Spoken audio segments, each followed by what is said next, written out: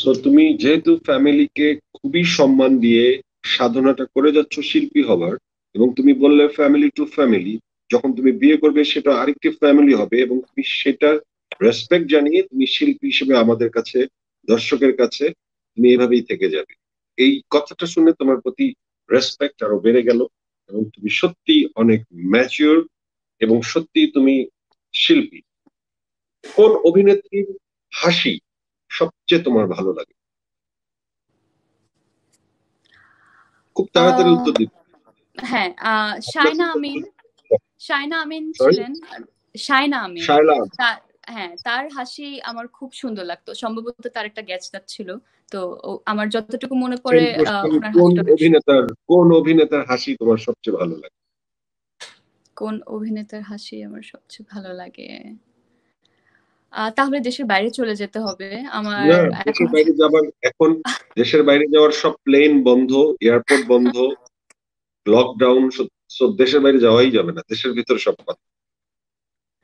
দেশের মধ্যে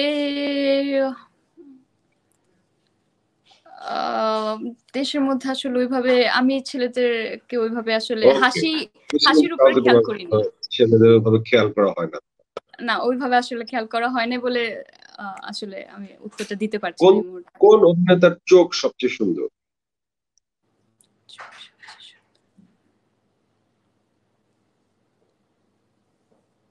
এটা ভেরি ডিফিকাল্ট। আমাদের এই মুহূর্তে আসলে যারা কাজ করছেন, আমার মনে হয় তাদের সবার চোখ অনেক এক্সপ্রেসিভ।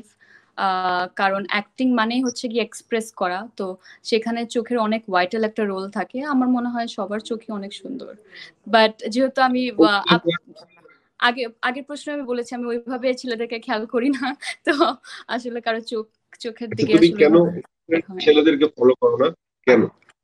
কারণটা কি, রিজনটা কি? তুমি একটা সুন্দরী মেয়ে, তুমি কোন ছেলেকে ফলো করবা বা দেখবা ভালো লাগলে, এটা খুব স্বাভাবিক না? কেন করো না সেটা? ইউজুয়ালি যেটা হয়, আমি যখন কাজে থাকি আমি আসলে নিজের ক্যারেক্টার নিজেকে নিয়ে অনেক বেশি ব্যস্ত থাকি। তো তখন আমি কোনো ছেলেকে আসলে ছেলে হিসাবে দেখি না, আমি তাদেরকে একটা ক্যারেক্টারের চোখ দিয়ে দেখি। তো সেক্ষেত্রে আসলে এভরিওয়ান ইজ এ ক্যারেক্টার। আমি আহ, অন্য কোনো ভাবে আসলে কাউকে দেখা হয় না। আর অফ স্ক্রিন প্রতিদিন আসলে কত টাকা, প্রতিদিন কত টাকা আয় করো? প্রতিদিন আমার মনে হয় আহ আহ এ- এ- প্রতিদিন কত টাকা আয় করি আসলে আহ সব সময় অ্যাডভান্স নিয়ে নেওয়া হয়, তো প্রতিদিন আমি যখন বাসায় ফিরি খালি হাতে ফিরতে হয়। ওকে।